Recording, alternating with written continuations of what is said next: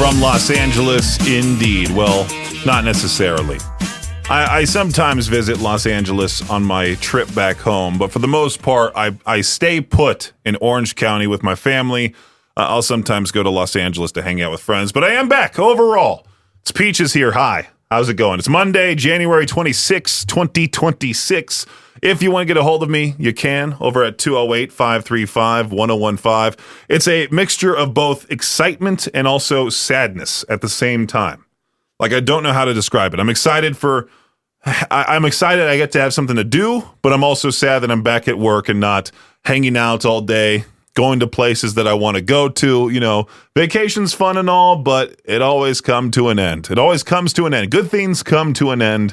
And yeah, there's that whole thing. But I'm looking forward to the next time I get to bring my girlfriend back out to California with me. We'll go ahead and go to the beach more and all that. We barely went to the beach on the trip. Like, we went to Seal Beach. She dipped her feet in the water, and that was about it. We didn't do a whole beach day. We just went there and said, yay, and then went down Main Street, Seal Beach, and checked out a few of the shops and all of that, and then made our way back to my parents' place and just kind of tried to do what we could in the span of a week. You know, California has so many different things that you could spend a whole month there and still have a ton you didn't do. Like Victor this morning asked if I went to the Hood Life tour. No, because that whole thing's expensive. We barely touched the ocean, like I just mentioned, where there's a whole list of restaurants that we still did not go to.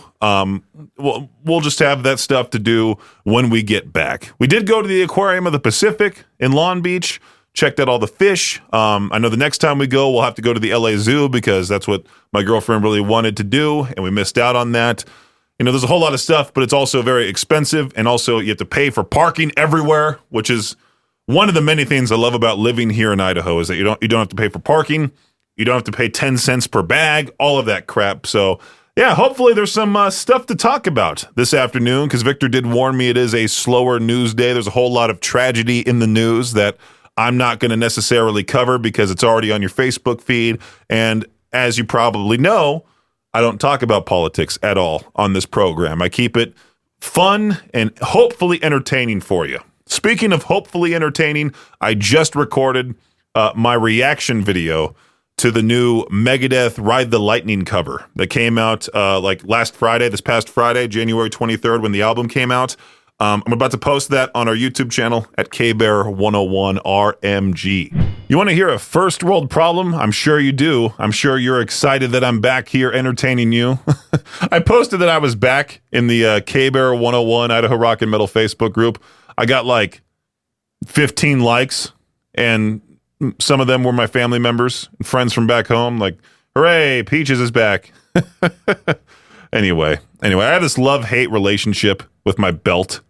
I hate the fact that I need to wear it because, well, I don't want my pants to fall down, you know, but also at the same time, like, when I do wear it, it's digging into my waist and digging into my stomach, and it hurts sometimes when you wear it for a prolonged period of time. So I might need to just take it off here in studio.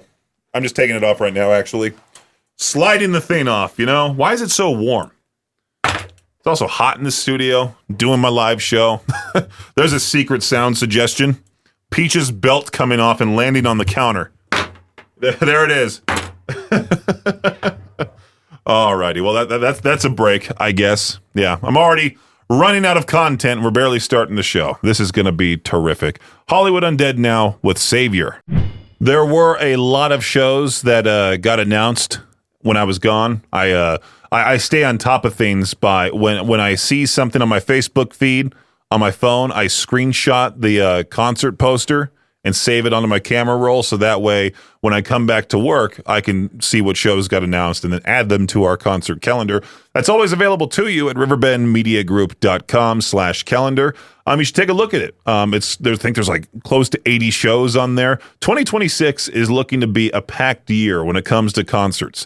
I mean, the first show on here is the show we gave away tickets for, Ghost, the Skeletor World Tour, at the Delta Center, February 10th. I still don't have those tickets. I know every single time we do a ticket giveaway, Live Nation fails to just give me the tickets right away. I have to wait for them to finally send them. And then I have listeners bombarding me with, where are my tickets at, Peaches? Where are they at? I just wanted to know. That type of thing. It's like, I'll get them when I get them and send them to you, all right? I hate having to wait.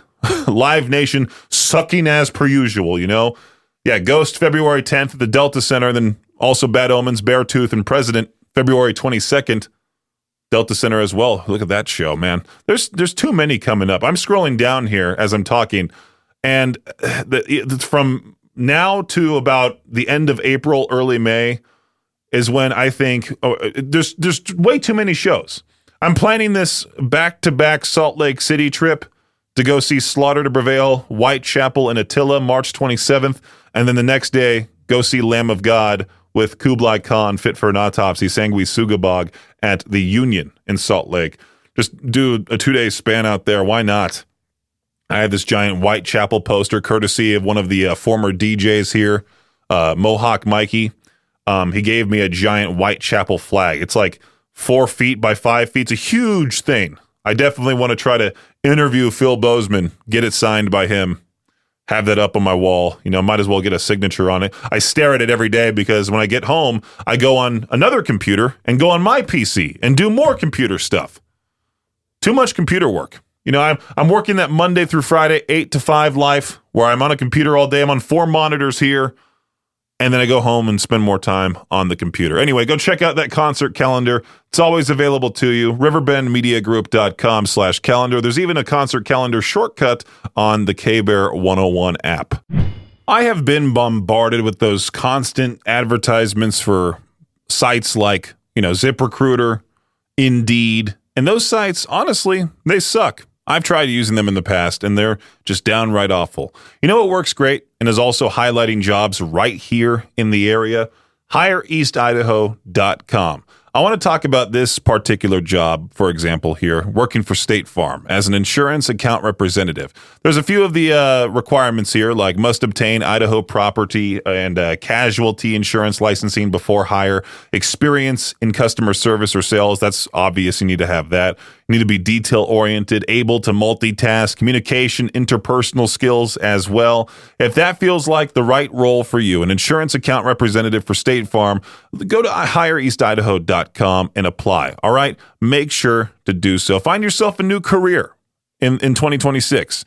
If you're looking for something new, if you're just looking for a change, or if you're trying to change altogether and looking for a new way of life, like your current role, your current job isn't fulfilling you like you thought it would, make sure to go to HireEastIdaho.com, apply for this position and many others like it. HireEastIdaho.com. There's a shortcut to it via the K-Bear 101 app.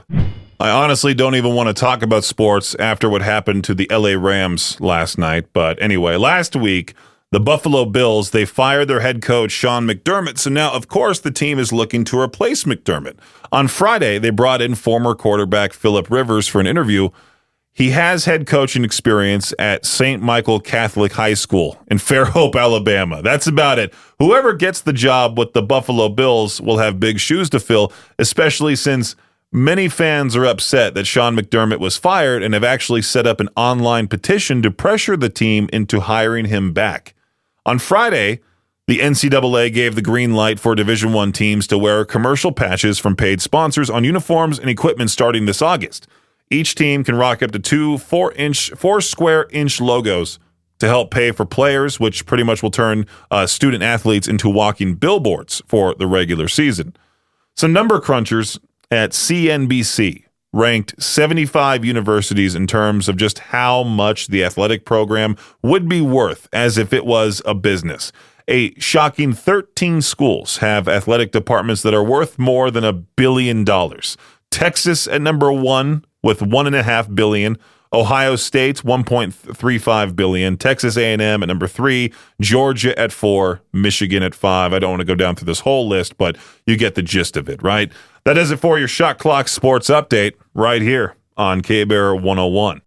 When I was away, I was obsessed with watching Ronnie Radke's stream on Whatnot. I barely know what Whatnot is, but I get the overall hang of it. You know, it's a place where you live stream and you sell things, and you do these little auctions here and there, and there are a lot of people on it selling sneakers, Pokemon cards, etc. Different weird, fun things. But Ronnie Radke has been streaming on there and selling merch that he personally signs, or maybe it's a limited edition T-shirt. Who knows? But the amount of money he has made doing this. I think I've talked about this before.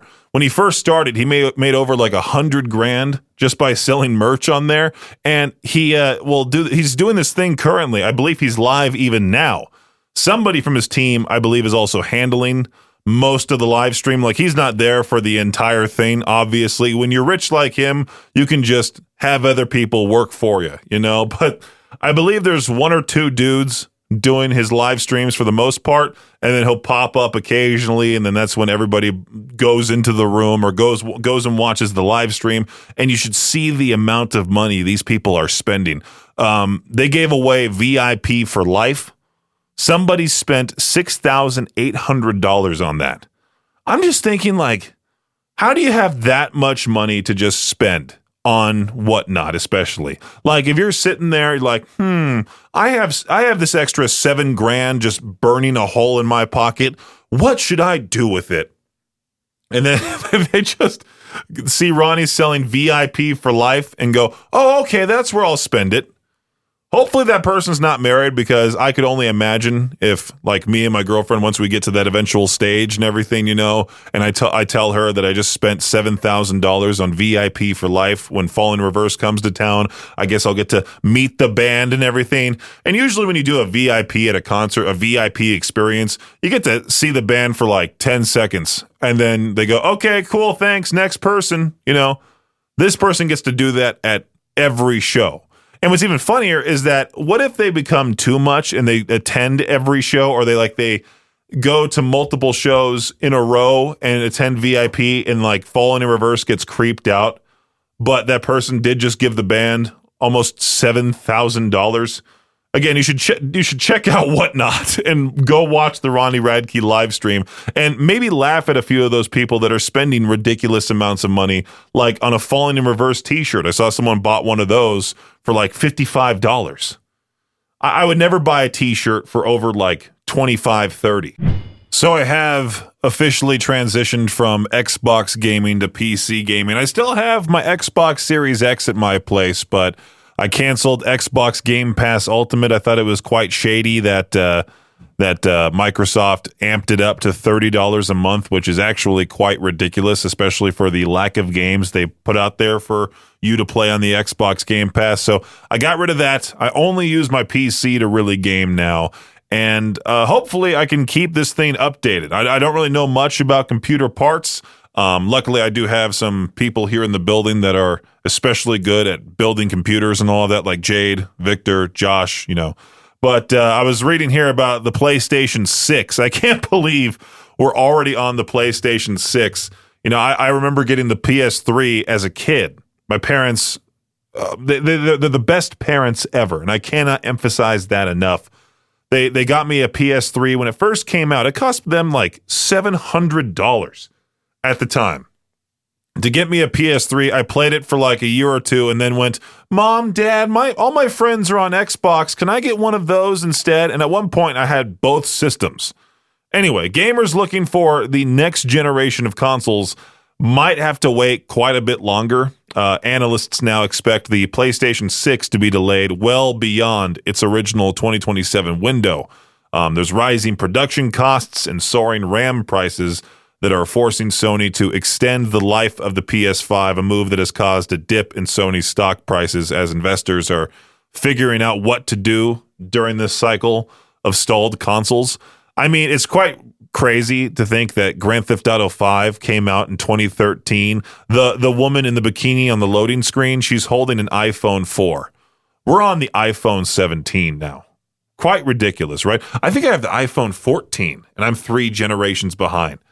Oh, man. I don't know what will happen with the next Xbox, if I even consider getting it, or if I should just sell both Xboxes and really commit to the whole PC gaming, the PC era of peaches. It is quite fun to download games onto it and to hopefully build it even bigger, build myself a nice mega PC.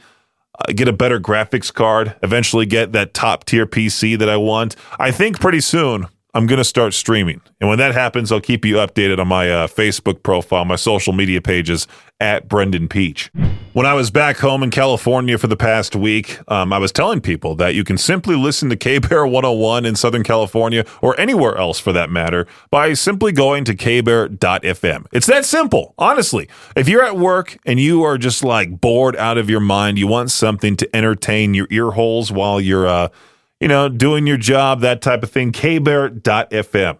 That's the place to go. You don't need to open an app on your phone. You can just simply plug your headphones into your computer, or even better, blast K-Bear at your office or at your desk, or in your cubicle, wherever you are. kbear.fm. Play us, and hopefully we can entertain you with the best playlist and DJs possible. Well, not necessarily DJs, but you get the point, right? The Devil Wears Prada now, everybody knows here on Peach's Pit Party. I know this doesn't necessarily fit the K-Bear audience, but I wanted to talk about it anyway because I'm the brand ambassador for Cannonball 101 as well.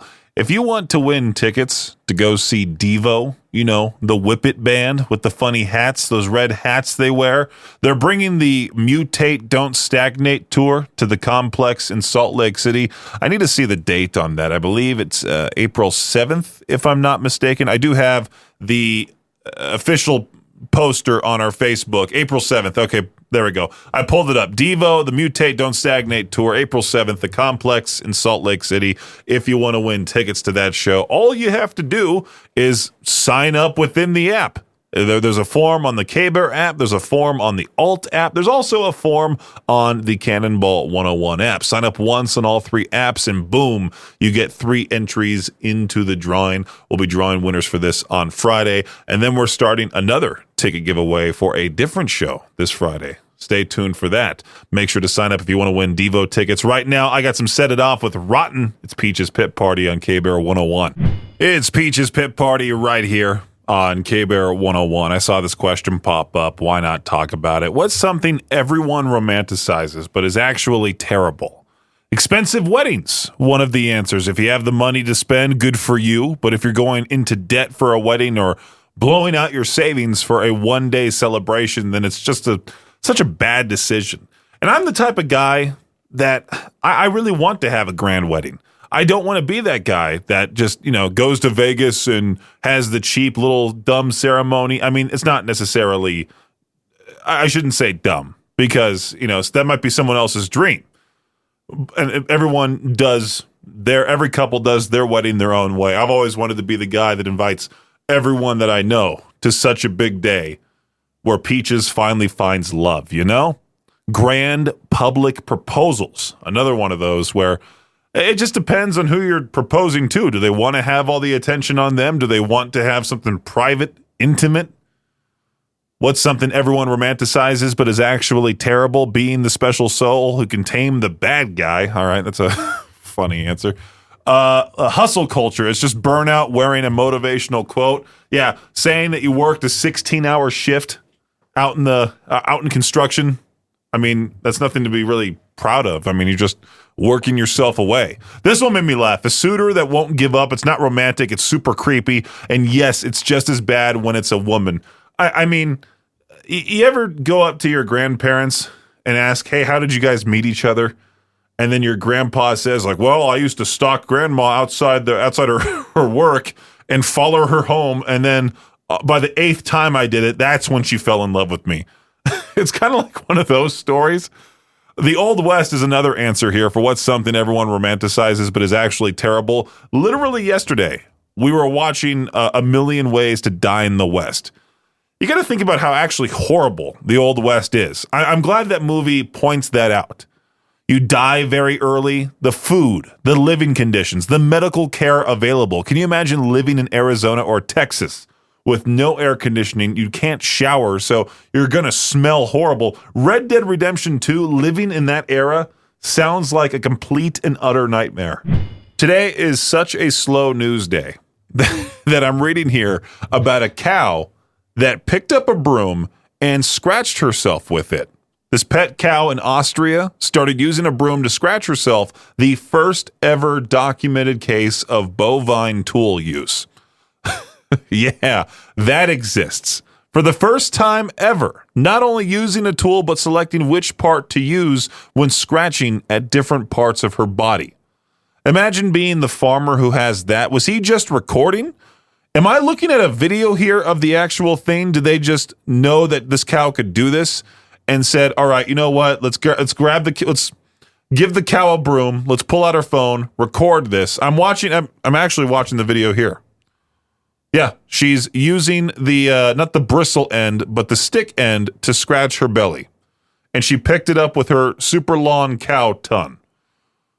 Again, it's a very slow news day. I'm literally talking about a cow picking up a broom. Let's move on. Let's play some Ice Nine Kills, the laugh track. So a Florida man could go to prison for throwing a ketchup packet. Here's what happened. This dude is passed out in a bus terminal. A good Samaritan walks up like, hey man, are you okay? Florida man wakes up, chooses violence, and yeets the Heinz packet. Police say the victim, quote unquote, suffered, and I'm using that word very loosely, 2 small ketchup stains on his jacket. It's a condiment accident, you know? Now, normally this would be a misdemeanor, aka, hey, knock it off, but because this guy has a prior battery charge, the law says, no, this is felony ketchup. 5 years, potentially, in prison. Imagine explaining that in prison. What are you in for? Heinz. You know, that is today's What the Headline right here on K-Bear 101. Nirvana Heart-Shaped Box on K-Bear 101. You know, I went to California this past week. I left on January 16th, came back on the 23rd, and I think I went to LA on the 18th? That Sunday? Yeah, I think that was the day. I wish it would have been this week, because apparently last night, or it might have been a couple nights ago. I mean, who knows? I don't see the timestamp on it, but I do know it happened like either last night or the past couple nights. Anyway, Sweeney went up to the Hollywood sign and hung bras off of it for, I'm assuming, some promotional campaign. Oh, it's for her lingerie line. It says here, TMZ reports. But apparently the Hollywood sign, it's taken very seriously. You cannot get close to it at all. Like, there are alarms, and if you go, like, let's say, like, you ignore the alarm, a helicopter will come flying in and tell you to, hey, get out of there, or they might shoot, they might arrest you. I mean, who knows? But I feel like this is so staged because, like I just mentioned, there are alarms. There's top-notch security with this Hollywood sign. I can guarantee somebody allowed her to do this because, again, it's Sweeney. She was a part of a production crew that climbed up to the iconic landmark and strung bras from it. The whole stunt was filmed, and TMZ naturally obtained the video. She did secure a permit from Film LA to shoot on location. There we go. Now I'm reading more into it. The issue apparently stems from a lack of approval from the Hollywood Chamber of Commerce, which owns the Hollywood sign and its intellectual property. I mean, who really cares? She hung bras off of it. It's not like she spelt out Hollyweed with the thing. Remember when that happened? That was a huge ordeal. The Hollywood sign is okay and all of that. Like, it's not necessarily much to look at. I feel like if you were to ask me what's a bigger letdown, the Hollywood sign or the Statue of Liberty? I don't know, because one's a full-on statue, the other one's just a sign. But when I went to go see the Statue of Liberty when I went to New York, it was kind of like, oh, that's it? Really? I thought it would be bigger. I thought it'd be more like, I don't know, just something cool to see. But it's literally just a statue on an island in the middle of the ocean. Yeah, that's it. You know, as a kid, you're told, hey, don't touch that lighter. I'll take care of it, or I'll use it to light a candle, light a fire, or whatever. I had protective parents. Maybe you were told as a kid, hey, you could use that lighter, and then you got burnt and you went, ouch, that hurt, and, you know, never did it again. But the U.S. Consumer Product Safety Commission, the CPSC, they have announced a recall of about 7,500 of these top K torch lighters. They were sold online on Amazon because they don't include required child-resistant safety features, creating a risk of fire and serious burns, potentially even fatal injuries. The black metal lighters came in 2 packs with the word honest printed on the front, and they were sold on Amazon for this time period for like $15. But it's pretty funny how like these torch lighters sold on Amazon were recalled over fire and burn hazards. Like no kidding. Again, it's a slow news day. I'm talking about lighters causing burns. Yippee. Thanks for listening to Peach's Pit Party, the podcast. If you enjoyed the show, please share, subscribe, and rate the podcast. Peach's Pit Party is hosted by me, Peaches, aka Brendan Peach, and is a production of Riverbend Media Group. For more information or to contact the show, visit riverbendmediagroup.com. Until next time, Peach out.